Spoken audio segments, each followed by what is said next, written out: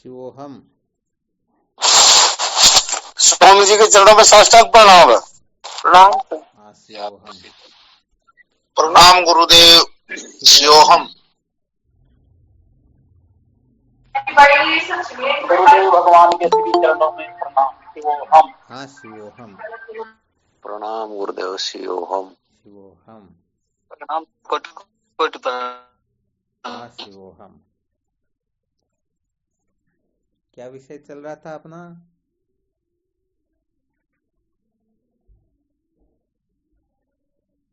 संसार को बनाए रखकर कभी भी सत्य का साक्षात्कार नहीं किया जा सकता। बहुत अच्छी बात है। संसार को बनाए रखकर कभी भी सत्य का साक्षात्कार नहीं किया जा सकता।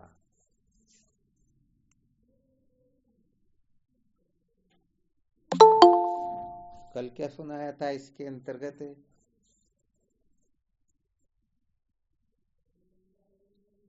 ब्रह्म साक्षात्कार ही परम पुरुषार्थ है स्वामी, इसके बारे में बताइए। ब्रह्म साक्षात्कार ही परम पुरुषार्थ है। जब ऐसा कोई निश्चय कर लेते हैं ब्रह्म साक्षात्कार परम पुरुषार्थ है, क्या घटना घटित होती है फिर?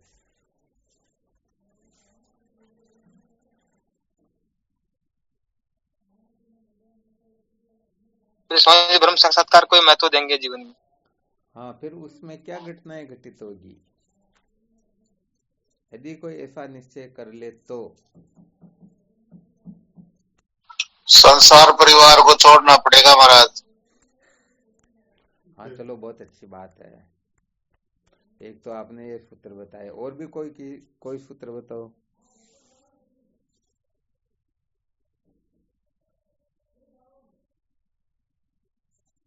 आप लोगों की समझ में आया क्या? ब्रह्म साक्षात्कार ही परम पुरुषार्थ है, ऐसा यदि कोई निश्चय कर लेता है तो उसमें उसके जीवन में क्या घटनाएं घटित होगी? जो ज्ञान काल में संसार दिख रहा था, ज्ञान होने के बाद में संसार नाम के। अच्छा, अज्ञान काल में तो यहाँ विचार करके देखो ना, भी तो वो उसने केवल निश्चय किया कि मुझे केवल ब्रह्म साक्षात्कार करना है, तो वो अज्ञान काल वाली बात यहाँ कैसी? वो तो ज्ञान होने के बाद की बात होती है। ब्रह्म साक्षात्कार होने के बाद में तो नहीं, ये प्रश्न ये नहीं है। कोई ये निश्चय कर ले ब्रह्म साक्षात्कार से सदा सदा के लिए दुखों से छुटकारा प्राप्त किया जा सकता है, अतः मुझे ब्रह्म साक्षात्कार करना है, इसके सिवाय मुझे किसी को महत्व नहीं देना। उस समय उनके जीवन में क्या घटनाएं घटित होगी?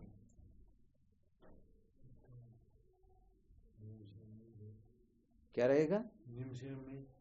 नियम संयम रहेगा क्या? नहीं, नियम संयम में रहेगा, वो उसकी वृत्ति बहने में नहीं होगी। अच्छा, फिर अंदर ही रहेगी अतरंग और वो साधनों ध्यान करेगा। प्रणाम स्वामी जी। हाँ शिवोहम, बोलो। स्वामी धर्म अर्थ काम को भी जितना महत्व दे रहा है उनको उतना महत्व नहीं देगा। बहुत अच्छी बात है। फिर भी यहाँ पर जैसे बोलना वो नहीं बोल पा रहे हैं। बात तो बिल्कुल सत्य है, उसका अर्थ यही है। शिवोहम स्वामी जी। हाँ शिवोहम, बोलो। जगत की निवृत्ति ईश्वर में अन्यथा की निवृत्ति और आत्मा की परिचिनता की निवृत्ति। नहीं, प्रश्न ये थोड़ी, ये तो ज्ञान होने के बाद में होगा। ये तो ब्रह्म साक्षात्कार से ये तीनों ही बाधित हो जाते हैं। प्रश्न यहाँ पर यह है कि यदि कोई ब्रह्म साक्षात्कार को अपने जीवन का लक्ष्य बना ले तो उनके जीवन में क्या घटनाएं घटित होगी, उसका जीवन कैसा हो जाएगा? संसार की मौज मस्ती छूट जाएगी महाराज। प्रणाम स्वामी जी, आपके श्री चरण बारंबार। हाँ शिवोहम। स्वामी जी, एक तो वो अंतर्मुख हो जाएगा और संत महापुरुषों को महत्व देगा, गुरुदेव को महत्व देगा। ये सारे के सारे छोटे छोटे सूत्र है। यही तो विशेषता होती साधकों की, सूक्ष्म बुद्धि की। सचमुच में इनकी बुद्धि कैसे काम कर रही है। स्वामी जी। हाँ बोलो। हाँ, ईश्वर के ऐश्वर्य को भी वो नहीं चाहेगा। हाँ, बात बिल्कुल सत्य, कोई गलत नहीं कह रहा, परंतु बात ये कि क्या कहना होता। अच्छा, क्या कहना होता, देख लो अपना मैसेज। कौशल्या ने जो मैसेज लिखा ये 100% सत्य है, तो फिर क्या ध्यान रखते हो आप? अपना विषय क्या चल रहा है? संसार को बनाए रखकर कभी भी सत्य का साक्षात्कार नहीं किया जा सकता। तो जब मुमुक्षुता जागृत हो जाएगी, ब्रह्म साक्षात्कार ही परम पुरुषार्थ है, तो क्या घटनाएं घटित होगी? वह संसार को बनाए रखने का आग्रह छोड़ जाए। और जब ये छूट जाएगा तो अंतर्मुक्ता, गुरुदेव की सेवा वगैरह नहीं होगी क्या? तो आप तो पूरी पुस्तक में से एक अध्याय का नाम लेते हो, बाकी सब छोड़ जाओ। और संसार को बनाए रखने का जो आग्रह है जब जीवन से निकल जाता है, तभी तो मुमुक्षुता जागृत होती है। अर्थी समर्थी क्या चल रहा है अपना विषय? तो अर्थी में क्या होगा? मुमुक्षुता की चाहना। और जब मुमुक्षुता की चाहना जागृत होती है तो संसार को बनाए रखने का आग्रह ये निवर्त होता या नहीं होता? गजब गजब करते हो भाई। हाँ, इसीलिए यहाँ सूक्ष्म बुद्धि की आवश्यकता होती है। बोलना क्या है? तो सबसे पहले विषय को देखना होता है, क्या विषय चल रहा है। इस विषय की इर्द गिर्द ही तो प्रश्न किया जाएगा, घूम फिर करके वहीं पर तो आना अपने को है। क्या करें, वेदांती भी बड़े बड़े हैं।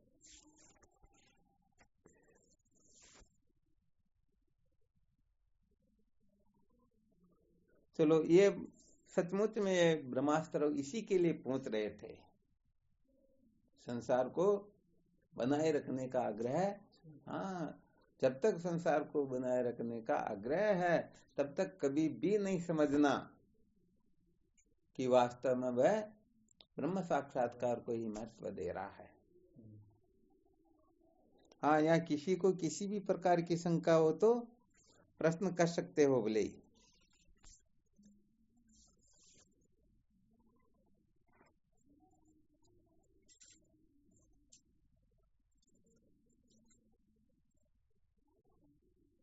रमेश, समझ में आ गया क्या?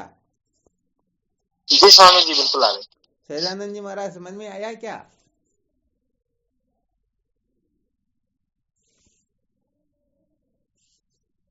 जी गुरुदेव, आ गया। हाँ, तो कभी भी कुछ भी सूत्र कथन करना हो तो ब्रह्मास्त्र का ही कथन करना होता है। ऐसा नहीं कि वो चिल्लर आजकल कौन लेना चाहता।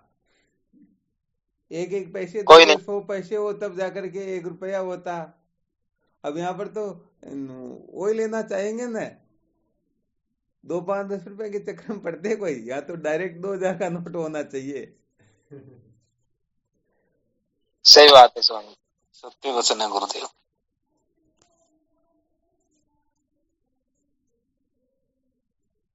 आज थोड़ा थोड़ा लगाएगी, कौशल्या का भी शायद थोड़ा थोड़ा प्रमोशन हो गया, वरना मैं तो समझ रहा हूँ सबसे निकृष्ट यही है। समझ में कुछ आते ही नहीं, कितना भी समझो, परंतु आज थोड़ा लगा कि कुछ रहस्य समझ में आया।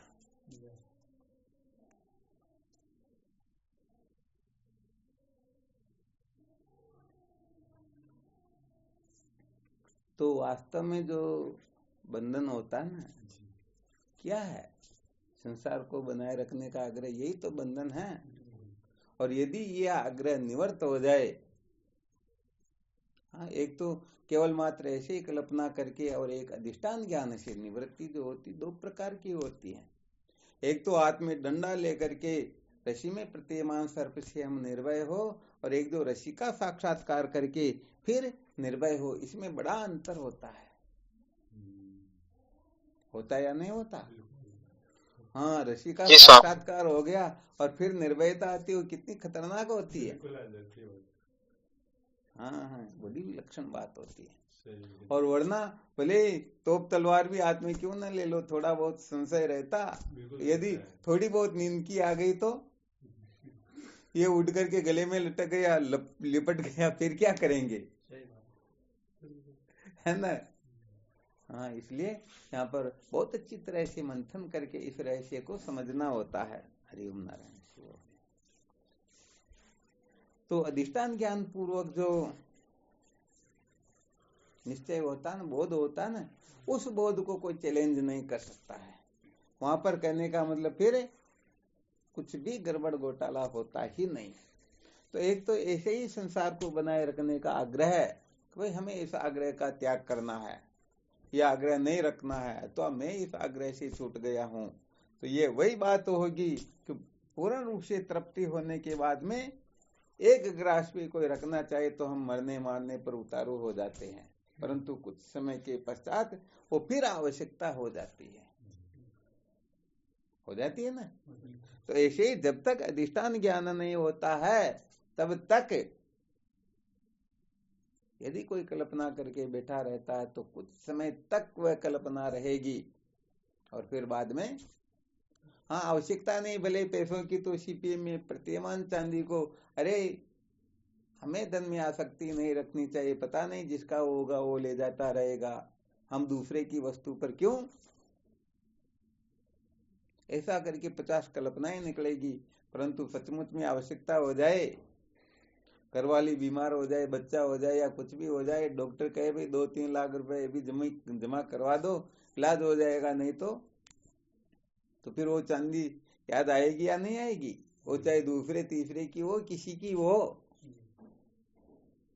तो बस ऐसे ही हाँ, यहाँ पर ब्रह्म साक्षात्कार जब अपने जीवन का लक्ष्य बना लेते हैं उस समय आग्रह निवर्तित तो होता है, परंतु पूर्ण रूपेण नहीं होता है। पूर्ण रूप से निवर्तित तो तभी ही होगा जब हम पूर्ण रूप से साक्षात्कार कर लें। ठीक प्रकार से जब साक्षात्कार होता ना, हाँ, स्वप्न से जगने के पश्चात जो निश्चय होता है वह कुछ और होता है, और सपने के अंतर्गत ही कुछ सूत्र सुन करके समझ करके निर्भय हो सूत्र कुछ और होते हैं। तो यहाँ पर तो सचमुच में अधिष्ठान ज्ञान नहीं होता है तब तक कहने का मतलब कुछ भी काम होता ही नहीं, ये विशेष बात है।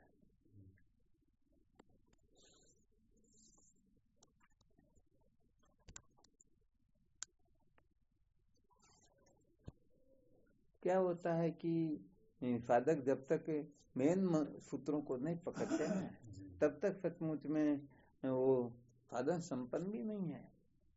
चित्त एकाग्रम तो लक्ष्य समाधान मिति स्मृतम, अर्थात लक्ष्य में चित्त की एकाग्रता ये होती विशेष बात है। और जिनकी लक्ष्य में चित्त की एकाग्रता हो जाती है उनको फिर और दूसरा तीसरा दिखता है क्या? जैसे अर्जुन को केवल और केवल मात्र चिड़िया की आंख दिख रही थी और दूसरों को वो सभी दिखाई दे रहे थे। तो सचमुच में जब अपने जीवन का वास्तविक लक्ष्य हम निर्धारण कर लेते हैं, महत्व दे देते हैं, बाकी सब छूट जाता है। यहाँ पर वो दादागिरी से नहीं छूटता, किसी के छुड़ाने से नहीं छूटता, स्वतः ही छूटता है। जैसे सर्प केंचुली का त्याग करता तो उसे दुख तकलीफ होती क्या? तो जब तक दुख तकलीफ हो रही है, जब तक छोड़ने के लिए किसी का दबाव लगाना पड़ रहा है तब तक, इसलिए ये ब्रह्मास्त्र विशेष बात है कि जब तक सत्य का साक्षात्कार नहीं होता है तब तक झूठी चीजों को छोड़ने पर भी छूटती नहीं है, और सत्य का साक्षात्कार हो जाए तो झूठी चीजों को छोड़ना नहीं पड़ता बल्कि स्वतः ही छूट जाती है। फिर छोड़ना पड़ता है क्या? हाँ, और पहले चाहे लाख करोड़ उपदेश क्यों न सुनाओ, सब कुछ कर लो, फिर भी अप्रोक्ष रूप से रहेगा नहीं। ये तो हाँ, कभी आवश्यकता हो जाए तो हमें पता वहां उस जगह पर इतनी चांदी रखी हुई है, लेकर के आ जाएंगे, अपना काम कर लेंगे। तो ये थोड़ी वास्तव में विशेष बात होती है। सत्य के साक्षात्कार को महत्व दे करके ही हम सचमुच में अनात्म प्रपंच के आग्रह से मुक्त हो सकते हैं, वरना करोड़ उपाय करके देख लेना, सचमुच में पूर्ण रूप से सफल तो कभी हम हो सकते ही हाँ, थोड़ी देर के लिए हो जाएंगे, कोई बड़ी बात नहीं है। यहाँ पर तो वेदांत विचार के अंतर्गत कारण सहित कार्य की निवृत्ति को ही अत्यंत निवृत्ति कहते हैं, और ये अत्यंत निवृत्ति ही अपने जीवन को धन्य बनाती है। तो यहाँ थोड़ी देर के लिए सुखी होने का जो वो तात्कालिक उपचार है वो कोई नियाल थोड़े करता, इसे तो काम चलने वाला वास्तव में है ही नहीं। तो चलो ठीक, क्लियर नहीं यहाँ तक? जी स्वामी। जब तक ब्रह्म जिज्ञासा जागृत नहीं होती है तब तक ही ये सारा का सारा संसार का गड़बड़ घोटाला चलता रहता है। और जब सचमुच में ब्रह्म साक्षात्कार की तीव्रतर जिज्ञासा जागृत हो जाती है तो सचमुच में ये अनात्म प्रपंच के प्रति जो आग्रह है, हालांकि वो मूल नहीं निकलेगी, परंतु बहुत सारा झगड़ा झमेला तो यहाँ शांत हो ही जाता है। बहुत अधिक गड़बड़ घोटाला जीवन का है वो वास्तव में निकल जाता है। तो अपना विषय चल रहा था ब्रह्म साक्षात्कार ही ब्रह्म पुरुषार्थ है। तो इसके बारे में साधकों ने कुछ सूत्र भी बताए थे, फिर भी और उनका आज थोड़ा युक्ति सहित उनका निरूपण करते हैं कि वास्तव में ब्रह्म साक्षात्कार जो है ब्रह्म पुरुषार्थ है तो कैसे। पहले कुछ साधकों ने अपना संकेत भी दिया था, अनुभव भी प्रकट किया था कि इस कारण से ब्रह्म साक्षात्कार को ब्रह्म पुरुषार्थ कहते हैं। अच्छा, आप सब लोगों ने सुना, इनमें से कौन सा ऐसा सूत्र जो सबसे श्रेष्ठ लगा?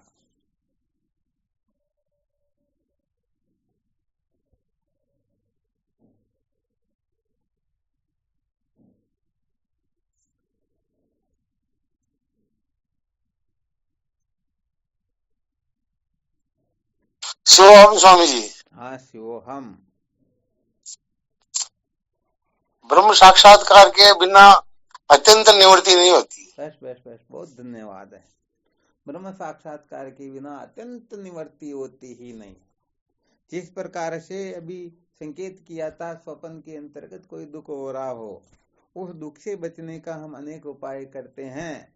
समझो जैसे कोई तलवार लेकर के मारने के लिए दौड़ रहा हो, अब दौड़ते दौड़ते समझो ये रामचंद्र जी बड़े खतरनाक है, इनको देखते ही उनकी ताकत नहीं कि कुछ कर बैठे, तो उनके हाथ से तलवार गिर जाती है, वो खुद भी खड़ा खड़ा गिर जाता है और उल्टे पैर लौट जाता है,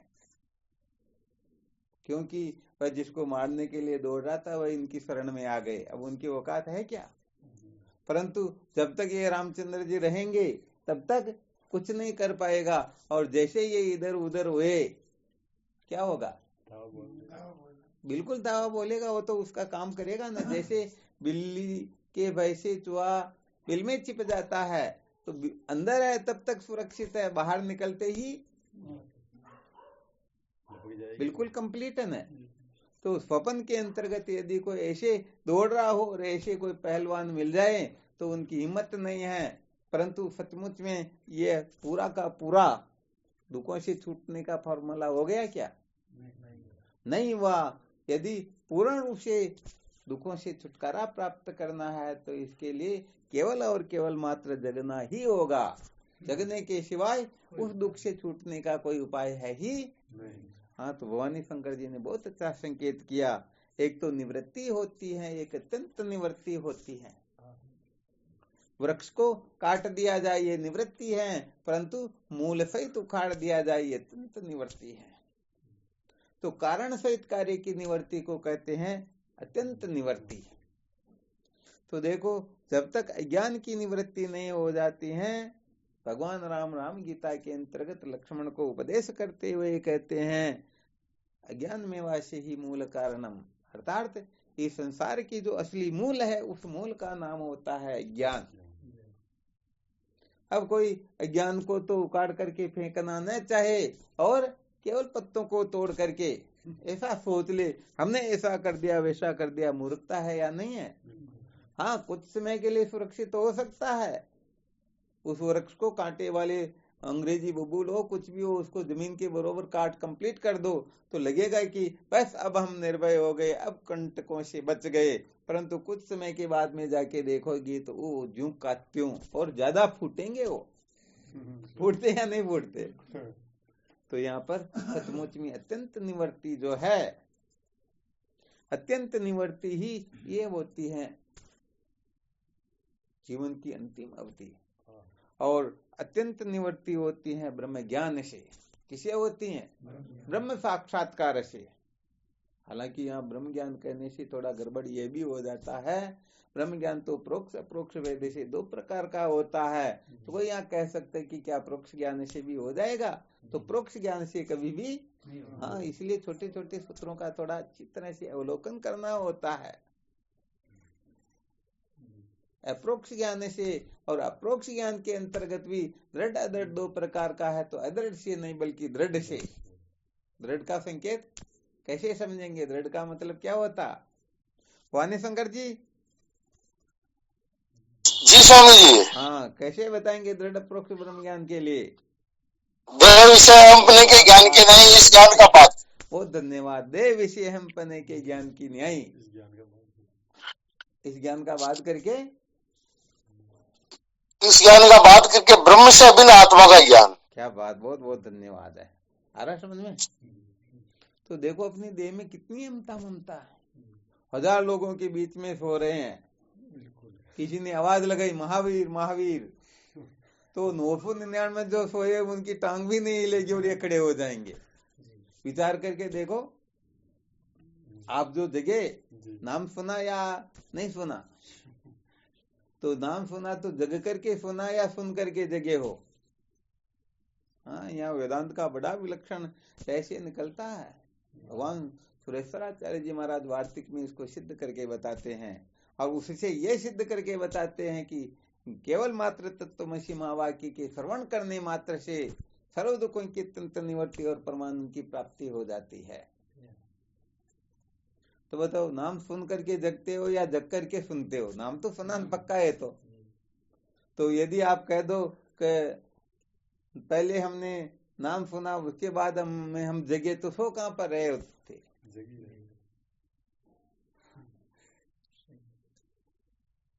पहले सुना बाद में जगे तो भी गड़बड़, पहले जगे फिर सुना तो भी गड़बड़। अब यहाँ क्या करोगे? यदि सो रहे हो तो नाम कैसे सुना? यदि सुन लिया तो सो कैसे रहे हो? शिवम स्वामी जी। हाँ शिवम बोलो। आपने तो बताया स्वामी जी कि शब्द में अचिंत्य शक्ति होती है। हाँ, थोड़ा पहले इनको कुटस्थ कर रहे हैं साधकों से पूछ करके, फिर उत्तर का बाद में देखते हैं जी।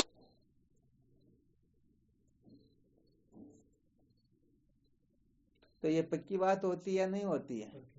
अच्छी तरह से निर्णय लेकर के देखे तो अपना सोना सिद्ध होगा या जगना सिद्ध होगा? यदि जगी रहे तो फिर जगना क्या, और सो ही रहे तो नाम कैसे सुन लिया? हाँ, ये तो पक्की बात है ना। ये तो दोनों ही सिद्ध नहीं हुआ स्वामी जी। फिर कैसे बोलो? हाँ, तो सोना सिद्ध हुआ, तो सोना सिद्ध होगा ना जगना सिद्ध होगा, क्योंकि सो रहे तो फिर सुना कैसे, और जग रहे तो फिर वो सो रहे ये कैसे खत्म करना होगा? बिल्कुल धन्यवाद, बिल्कुल सत्य कहा।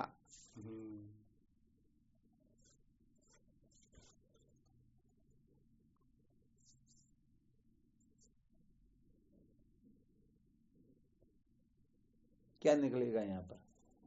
आ रहा है किसी को समझ में?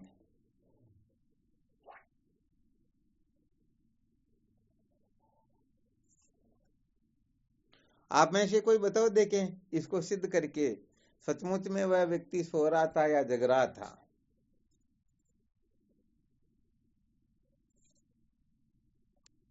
स्वामी सच में तो सो ही रहा था व्यक्ति तो। अब सो रहा था तो फिर जग कैसे गया?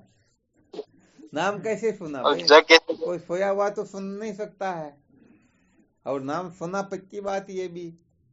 हाँ, फिर भी यहाँ मंथन करनी, क्योंकि जब वार्तिक में इस प्रकार का सिद्ध किया जाता तो ये साधारण बात नहीं है। क्योंकि वार्तिक जो होता है ये वेदांत की अवधि होती है, वेदांता वार्तिक अवधि। वेदांत कहाँ तक है? वार्तिक तक। वार्तिक से आगे फिर कोई वेदांत नहीं होता है। और जब अंतिम क्लास में ये निर्णय अच्छी तरह से किया गया तो अपने लिए भी थोड़ा विचारणीय है ये तो। गुरु जी एक वाणी के मायने ये बताए जाए कि रंग लागत लागत लागे, बहु भागत भागत भागे, असंग युगा से सो तुम्हारो हसलो गुरु शब्दा से ही जागे। बहुत अच्छी बात है, बात बिल्कुल सत्य कह रहे, परंतु यह प्रश्न ये चल रहा है कि वो सो रहा था तो फिर नाम कैसे सुना, और यदि उसने पहले ही सुन लिया तो फिर सो कैसे रहा। यहाँ सोना सिद्ध होता है या जगना सिद्ध होता है? जबकि सब यही कहते कि वो तो सो रहा है। कितनी भयंकर नींद क्यों ना हो, अपने को कोई आवाज लगाए, अपना नाम लेकर के 1000 लोगों के बीच में सो रहे हो, फिर भी बाकी के 999 हिलेंगे नहीं और अपन खड़े हो जाएंगे। जी गुरुदेव, आवाज सही, जब आवाज सही तो जागे। हाँ बिल्कुल।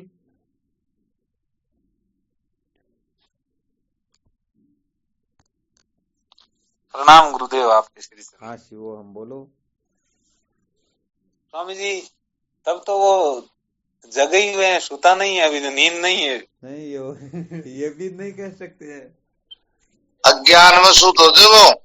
चाहे तो किसी स्वामी जी में भी तो ऐसी बात नहीं है, परंतु यहाँ दृष्टांत को अच्छी तरह से समझना है। जैसे सुता है तो नींद आई हुई है तो सोना कैसे, और सोना है तो सोया नहीं। बिल्कुल सत्य बात है। तब सोना ही तो है, सोना है तब तो वास्तव में ये सोया नहीं। हाँ, दो में से एक में तो गड़बड़ है ही है, कम से कम। समझ में आ रही की? आ रही समझ में? हाँ गुरुदेव। हाँ शिवो हम। गुरुदेव, जो जगा हुआ होगा वही सुनेगा। गहरी नींद, बहुत से लोग ऐसे होते हैं, कितनी गहरी नींद है, कितने उनको चिल्ला चलो जब भी नहीं जगते, इसका मतलब वो जगा हुआ था। अरे तो उठ के खुद कहता है कि भाई चलो आप आ गए, बहुत अच्छी बात, वरना मैं तो सोया हुआ था। सिद्ध यही तो हो रहा, सोया हुआ था तो लेकिन तुम वो कैसे लिया? नहीं सोया था। जैसे जैसे सपने में सोया हुआ तो जैसे जगेगा और जब भी तो उसके सपने का दुख मिटेगा ना। तो पहले जगना होता है, बाद में सुनना होता है। तो फिर वो सोने का नाटक कर रहा है, इसका मतलब? नहीं, नाटक तो हो सकता है थोड़ी बहुत, वैसे नींद आ रही हो हल्की, लेकिन वैसे थोड़ा लेकिन उसको यार जगना उसी को कहेंगे। वेदांत में तो पहले जगना ही होता है कुछ, जो जगेगा वही तो। प्रसंग जो चल रहा है उसी के अनुसार अपने को बोलना।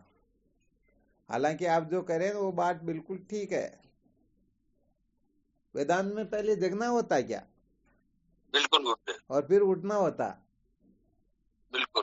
तो फिर यमराज नचिकेता को उपदेश करे तो वो तो गलत कर दिया ना उन्होंने। तो वो तो कह रहे उत्तिष्ठत जागृत प्राप्य वरान्य बोधते, पहले उठो फिर जगो, तो गड़बड़ कर रहे हो आप तो, और डंकी की चोट से कह रहे हो। फिर भी ये पहले जगना फिर उठना ये संसार में होता है, वेदांत में ऐसा नहीं होता।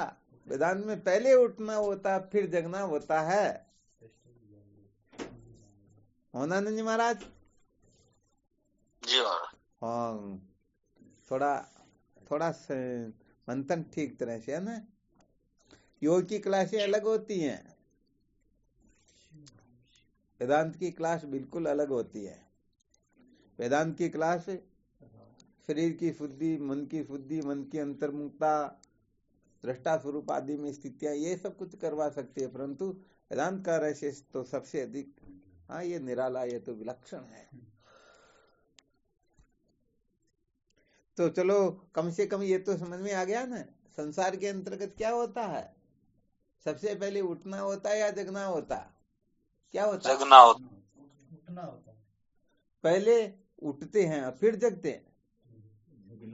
पहला जागना होता है। दिमाग कहाँ पर जा रहा पता नहीं। पहले जगते फिर उठते हैं। अरे पहले जगेंगे फिर उठेंगे। बिना जगे क्या उठे? हाँ, बिना जगे उठेंगे थोड़े। तो पहले तो हम जगेंगे फिर उठेंगे, ये संसार का नियम है। परंतु वेदांत विचार के अंतर्गत ऐसा नहीं होता है। वेदांत के अंतर्गत पहले उठना होता है फिर जगना होता है। अनादि विद्या प्रसुप्ता, इसके लिए तो पहले चर्चा भी खूब चली थी। तो क्या बात हुई, गड़बड़ कैसे हो गई, भूल गए? अरे बड़ी खतरनाक बात भाई ये तो। गुरुदेव हैं? काफी समय यही चली थी, बिल्कुल सही है। तो भूल कैसे जाते हो भाई?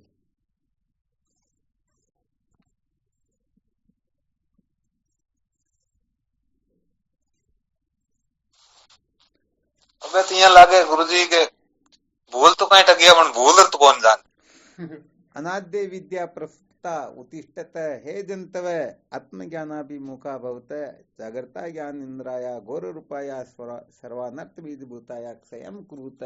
ये प्रसंग जब सुनाया तब यही तो सिद्ध किया गया था कि पहले अपने को जगना होता है या फिर उठना होता है। उत्तिष्ठत जागृत प्राप्त निबोधत, ये कठोपनिषद का जो मंत्र है, यमराज नचिकेता को जो उपदेश करते हैं, इनका ये शंकर भाष्य है।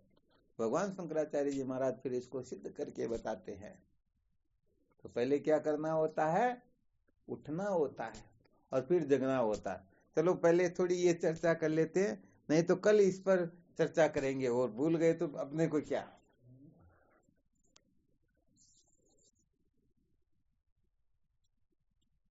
हाँ, इसीलिए तो ये लोगों के समझ में नहीं आता कि क्या गड़बड़ घोटाला, क्योंकि संसार के लोग क्या है, उनकी वासना के अनुसार हो ना, तो देखते हाँ ये बिल्कुल ठीक है। हाँ, वो कहने का मतलब अपने पंचराम जी महाराज जी तो दृष्टांत देते हैं। कोई एक डोगरी जो कहने का मतलब उनके आसपास सारे लोग एकत्रित हो रहे, कोई तो कहता है इनको 1 किलो, कोई क्या कहता, कोई क्या कहता। जब डोगरी कहती, डोगरी तो क्या कोई दूसरा कहता, अरे भाई इनके लिए ये बूढ़ी, इनकी दांत वगैरह नहीं, इनके लिए हलवा बना दिया करो, तो डोगरी कहते रहे भाई उनकी सुनन उनकी। तो क्या होता, संसार के लोग सब अपनी अपनी वासना के अनुसार प्रवृत्त निवर्त होते हैं। तो अपनी अपनी वासना के अनुसार होते हैं ना, तो संसार के लोगों को यदि निर्णय करने के लिए बिठा दिया जाए तो वो यही निर्णय करेंगे जो उनको ठीक लगता है। इसीलिए यहाँ पर पहले जगना नहीं होता है, पहले उठना होता है। उठने का क्या अर्थ होता है और जगने का क्या अर्थ होता है, ये बड़ा विलक्षण है। ये दोनों सूत्र यदि कोई साधक अच्छी तरह से समझ जाए और उठ भी जाए और जग भी जाए, समझो उसी समय कृतार्थ है। और कुछ करना, जानना, पाना, छोड़ना शेष रहता ही नहीं। हाँ, यहाँ पर तो जान लो, किसी भी वस्तु के बारे में, चाहे मोटर के बारे में जानो, चाहे मोबाइल के बारे में कितना भी ज्ञान प्राप्त कर लो, जब तक पैसे दे करके खरीद करके नहीं लाएंगे तब तक वो आनंद आने वाला। हाँ, तो यहाँ पर जानने के बाद में करना शेष रहता है, परंतु जिस विद्या में जानने के पश्चात कुछ करना शेष रहता ही नहीं, उसको कहते हैं ब्रह्म विद्या। और वह ब्रह्म विद्या जीवों को सदा सदा के लिए कृतार्थ बना देती, सदा सदा के लिए कृतार्थ कर देती है। चलो ठीक, फिर अपने विषय पर आते हैं। पहले वो नाम सुनता है या सुन करके जगता है। और कोई साधक बोलेंगे क्या इस विषय में? महाराज चक्कर पड़े स्मृति काम कौन कर रही। कोई दिक्कत की बात नहीं है, बहुत धन्यवाद। फिर भी आप देखो कितनी सूरवीरता, कैसे भी बोले परंतु बोल जरूर जाते। ये बाकी के पता नहीं है, ये डरते कि हमारा अपमान न हो जाए। महाराज मान अपमान की तो बात ही खत्म होगी ना, कोई लागू ही कौन ना आपने। बहुत बहुत धन्यवाद भाई, ऐसा हो जाए तो बात ही अलग, वरना आप तो जयपुर के दादा थे, 1 नंबर के। क्या नहीं हो रहा वो आप जाके करवा देते थे। चलो सत्संग का प्रभाव।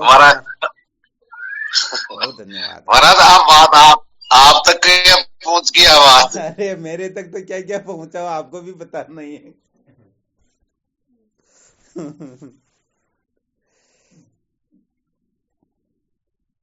हाँ, और कौन सुनाएंगे?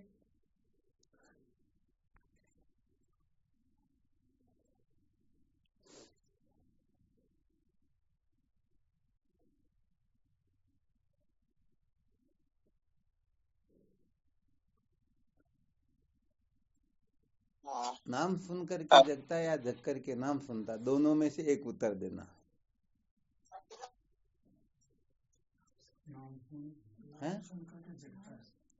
नाम सुन करके फिर जगता तो सो कैसे रहा।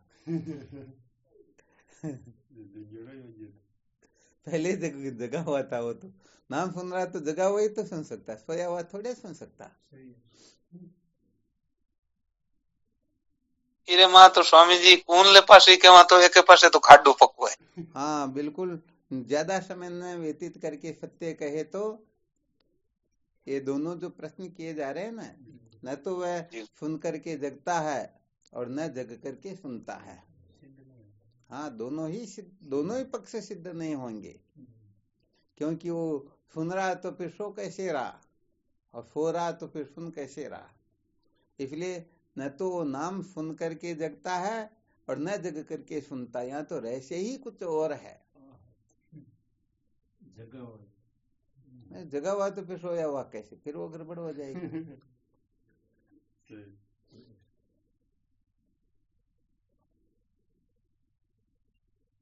तो यहाँ पर भगवान सुरेश्वराचार्य जी महाराज इसका निर्णय करते हैं। क्या करते हैं और क्या है वो निर्णय? भगवान सुरेश्वराचार्य जी महाराज वार्तिक में लिखते हैं, शब्द सत्य चिंतित्वात् विद्मत सन्मोहानत, अर्थात शब्द में अचिंत्य शक्ति होती है। अचिंत्य का मतलब जिसका चिंतन नहीं किया जा सकता। द्रौपदी ने कितना कहा अंधों के अंधे होते हैं और कितना कुछ हो गया। तो शब्द में इतनी खतरनाक शक्ति होती है ना, हाँ पता नहीं अनंत कोटि ब्रह्मांड को इधर उधर करवा दे, शब्द में ऐसी शक्ति होती है। तो कहने का मतलब वो सोया हुआ है परंतु शब्द में ऐसी शक्ति होती है कि उस शक्ति के प्रभाव से वो जागृत हो जाता है, वो जग जाता है।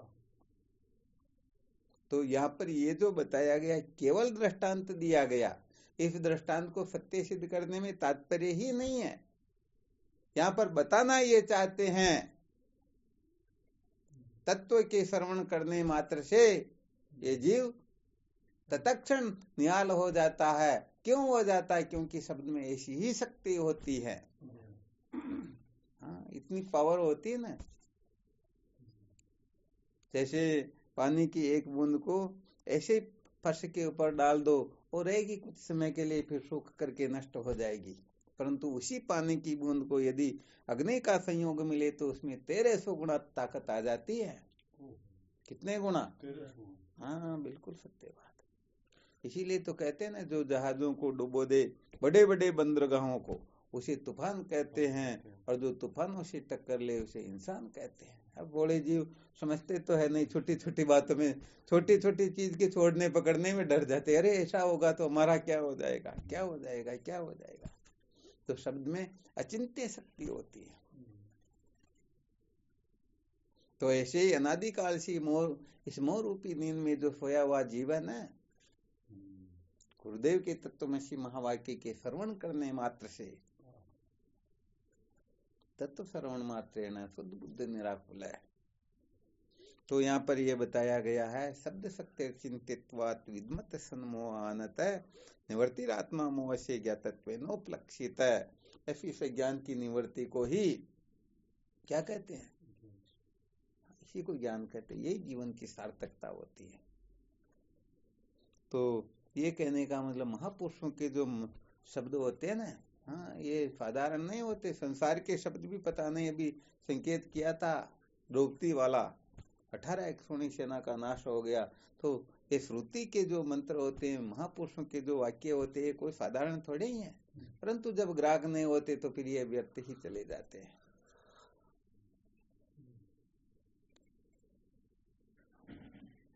तो शब्द में बड़ी विलक्षण शक्ति होती है। हाँ शब्द के द्वारा असंभव को भी संभव किया जा सकता है। तो यहाँ पर केवल और केवल मात्र ब्रह्म विद्या का श्रवण करने मात्र से ये कर्ता भोक्ता पापी पुण्यात्मा प्रीचिन संसारी जीव अकर्ता भोक्ता संज्ञापक अद्वितीय ब्रह्म हो, ऐसा इनको निश्चय करवा देता है। देखो इसका थोड़ा और संकेत करके बता देते हैं। शब्द में अचिंत्य शक्ति होती जिसकी कोई कल्पना नहीं कर सकते हैं। अभी अपन पूरा कमरा भरा हुआ, इतने साधक बैठे हुए हैं। अब इनमें से किसी की ऐसे ही झूठी प्रशंसा कर दी जाए, भले वो नीच नालायक है परंतु उसकी स्तुति कर दे रहे, इनके जैसा तो हमने देखा ही नहीं, इतना ये समझदार है। तो कहने का मतलब फूल करके कितना खतरनाक हो जाएगा, शायद उसका कोई आ गया समझ में। और किसी की ऐसे ही बिना मतलब की निंदा कर दे, अरे ये तो बड़ा नीच नराधम है, ये तो ऐसा वैसा है, फालतू में झूठ मूठ में उसकी निंदा कर दो, तो उसका मुंह ऐसा हो जाएगा, बिल्कुल मुख मलिन हो जाएगा या नहीं होगा? वास्तव में देखो, न तो वह पापी है न पुण्यात्मा है, परंतु उसको पुण्यात्मा कहने से मुख फूल जाता है, प्रसन्न हो जाता है, पापात्मा कहने मात्र से मलिन हो जाता है। शब्द में अचिंत्य शक्ति होती या नहीं होती? हाँ, इसीलिए वैसे देखा जाए तो ये भी ध्यान रखना चाहिए। क्या होता है कि ये शब्द जो होते हैं ना, थोड़ा और विशेष संकेत करते हैं, हालांकि बात तो व्यवहारिक है। जैसे समझो कोई जंगल में जाकर के, पहाड़ों के आसपास जाकर के कोई चिल्लाता है, कोई वहां सुनने वाला है क्या? नहीं है ना। तो वह आवाज जो है पहाड़ों से टकराएगी, जब कहने का मतलब उसको कोई ग्रहण करने वाला नहीं होता है, तो वह वापस लौट करके आती हैं, और कहाँ पर आती हैं? और उसी को मिट्टी में मिला देती हैं। इसीलिए तो जीवन में खूब सोच समझ करके बोलना चाहिए। हाँ, ये शब्द कभी नष्ट नहीं होते हैं। ये अंतरिक्ष में घूम रहे वैज्ञानिक लोग, जो महाभारत आदि का युद्ध हुआ, उनकी जो टंकारे निकलती, जंकारे निकलती थी, जो शब्द होते थे, उनको भी पकड़ने की कोशिश करे, तो ये कोई नाशवान तो नाश तो किसी का होता ही नहीं। हाँ, इसको तो अच्छी तरह से समझ लेना चाहिए। परिवर्तन अवश्य हो सकता है, कागज को जला दो तो राख बच जाएगी, उसमें जो जल का हिस्सा था वो उड़ गया, और क्या, परंतु पृथ्वी तो ज्यों की त्यों है ना। तो ऐसे मृत्यु भी किसी की होती ही नहीं, केवल मात्र परिवर्तन होता। हम जैसे कपड़े चेंज करते हैं, वैसे जीवात्मा एक कपड़े चेंज करती रहती हैं। वास्तव में न किसी की उत्पत्ति होती है, न किसी का नाश होता है। इसीलिए कहने का मतलब, बोलते समय बहुत अच्छी तरह से सावधान रहकर, ये तो हालांकि व्यवहारिक चर्चा, फिर भी कभी कभी कुछ कुछ ऐसे भी बैठे ना साधक, तो उनके लिए भी कुछ व्यवहारिक संकेत की, हाँ, तो बहुत ज्यादा कचर कचर करते हैं ना उनके लिए बड़ा गड़बड़ घोटाला। खूब सोच समझ करके, क्योंकि घर पर मेहमान आए हुए हैं, उनको अच्छे से अच्छा भोजन पुरुष करके रखा, वो कह दे नहीं हम तो खा करके आए, कितनी भी जबरदस्ती करे, मना कर दे, तो फिर भोजन किसके रहेगा? अपने पास ही रहेगा। तो ऐसे शब्द जब हम उच्चारण करते हैं ना, किसी के अहित के लिए करो, चाहे किसी के लिए, यदि उसका कोई ग्राहक होगा तो वह उसे ले ले, प्राप्त कर लेगा, और यदि ग्राहक नहीं है तो भ्रमण करते करते करते पुनः अपने पास ही, क्योंकि डाक जो होती है ना, आगे से रवाना हो जाती, परंतु आगे लेने वाला कोई ना हो तो पुनः लौट करके उसी के पास चली जाती हैं। तो ये शब्द भी घूमते रहते हैं अंतरिक्ष में, और समय आने पर जैसे ही उसके टक्कर लगती है तो उसे मिट्टी में मिला देते हैं। इसीलिए तो कहते हैं, हंसते हंसते किए हुए दुष्कर्मों का फल रोते रोते भुगतना होता है।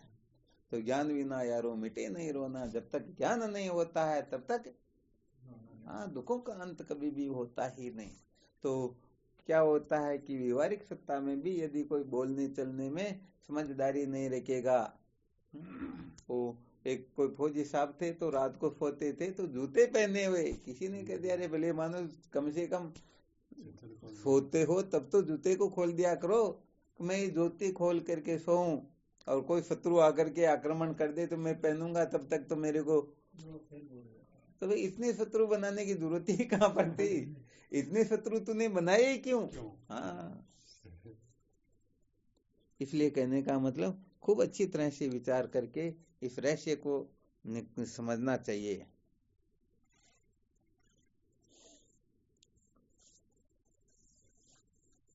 चलो, बहुत अच्छी बात है।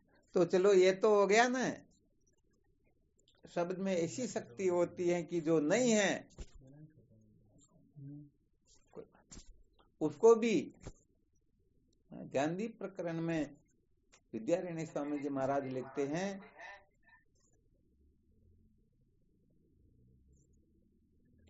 ध्यान से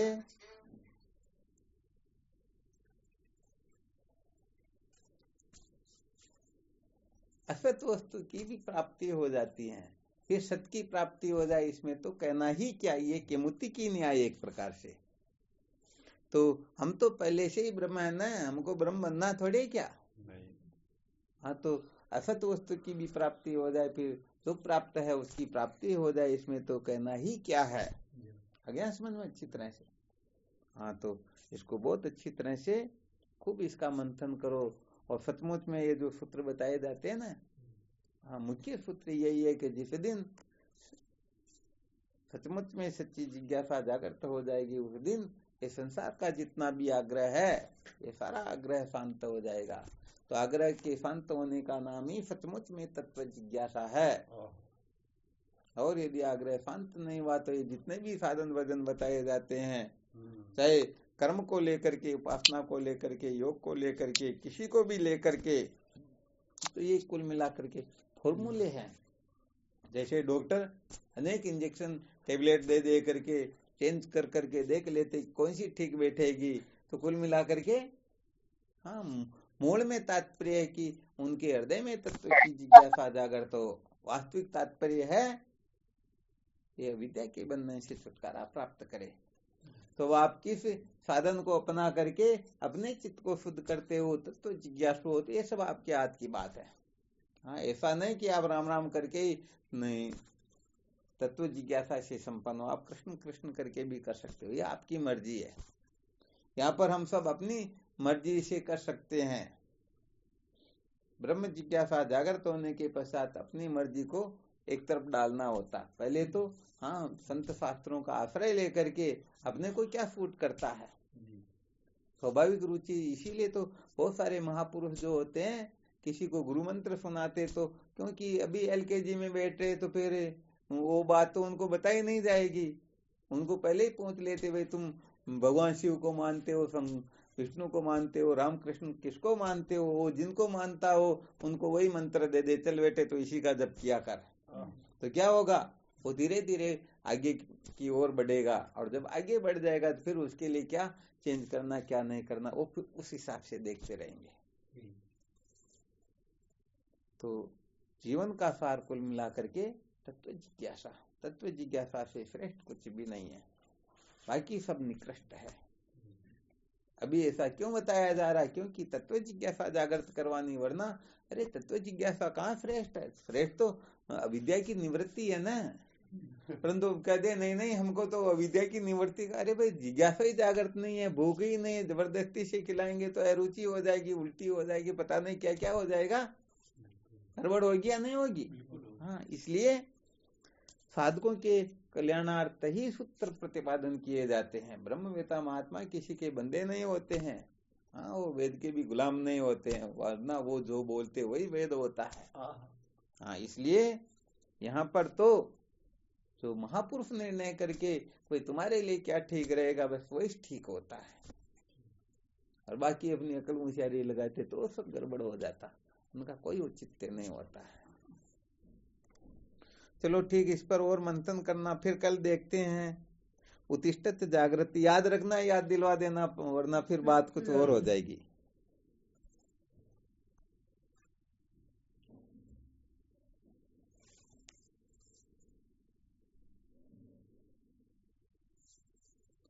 ठीक, शिवोहम। प्रणाम आपके श्री चरणों में बारंबार। गुरुदेव जय हो, आपकी जय हो। गुरुदेव भगवान के पांव। हाँ, शिवोहम। शिवोहम महाराज, प्रणाम, कोटि-कोटि प्रणाम। शिवोहम। गुरुदेव भगवान के श्री चरणों में प्रणाम। शिवोहम। हाँ, शिवोहम। गुरुदेव को प्रणाम। शिवोहम।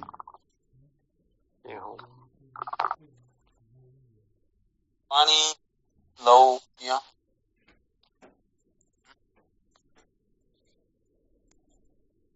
प्रणाम स्वामी जी, आपके श्री चरणों में कोटि कोटि प्रणाम। शिवोहम।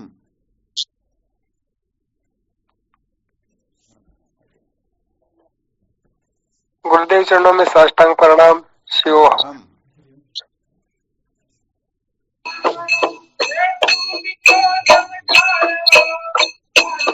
फेरोलाल जी, ऑडियो बंद करना।